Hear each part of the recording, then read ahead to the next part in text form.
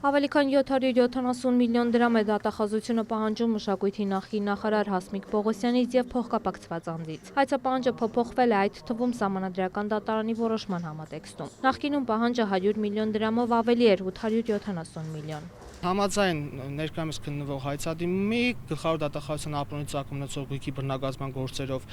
վարչությունը Հասմիկ Պողոսյանից և փոխկապակցված անձանցից որպես ապօրինի ծագում ունեցող գույք Հօգուտ Հայաստանի Հանրապետության պահանջում է բռնագանձել ավելի քան 208 միլիոն դրամ որպես ապօրինի եկամտի մնացորդ, որը հանդիսանում է ապօրինի գնահատված գույքերի օտարումից, վերափոխումից կամ օգտագործումից առաջացած գումար։ Պարզվում է, որ Պողոսյանը 2009, 10 և 15 թվականներին 3 անշարժ գույք է ձեռք բերել Պուշկին Ամիրյան փողոցներում և Հյուսիսային պողոտայում, սակայն դրանք 2019-ից 23 թվականների ընթացքում օտարվել են։ Ընդ որում օտարվել է նաև այն ժամանակ, երբ 2021-ին արդեն իսկ նրա գույքերի վերաբերյալ ուսումնասիրություն էր սկսվել։ Հենց այս փաստի առիթով հարուցվել է քրեական վարույթ ուսումնասիրության տվյալները հրապարակելու համար։ Դատախազությունը նախկին պաշտոնյայից նաև 557 միլիոն դրամ է պահանջում, ինչպես նաև ավագ որդու անվամբ նախկինում հաշվառված մեքենայի շուկայական արժեքը 409 միլիոն դրամ։ Եվ փոխհատուցության պահանջի իրավունք 331,604 դրամի չափով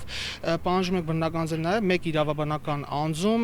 մասնակցություն։ Սահմանադրական դատանի որոշման համաձայն ապօրինի ծագում ունեցող գույքը ենթակա է բռնագանձման, կոռուպցիայի և հանցավորության դեմ պայքարի նպատակների շրջանակում։ Նշված գույքերի բռնագանձման պահանջը ներկայացվել է կոռուպցիայի դեմ պայքարի շրջանակներում, հաշվի առնելով, որ 2006 թվականի մայիսի 23-ից Հասմիկ Պողոսյանը հանդիսացել է Հայաստանի Հանրապետության մշակույթի և երիտասարդության հարցերի նախարար, այնուհետև մշակույթի նախարար։ Նաև 2018-ի փետրվար-ապրիլ ամիսներին հանդիսացել Հայաստանի Հանրապետության նախագահի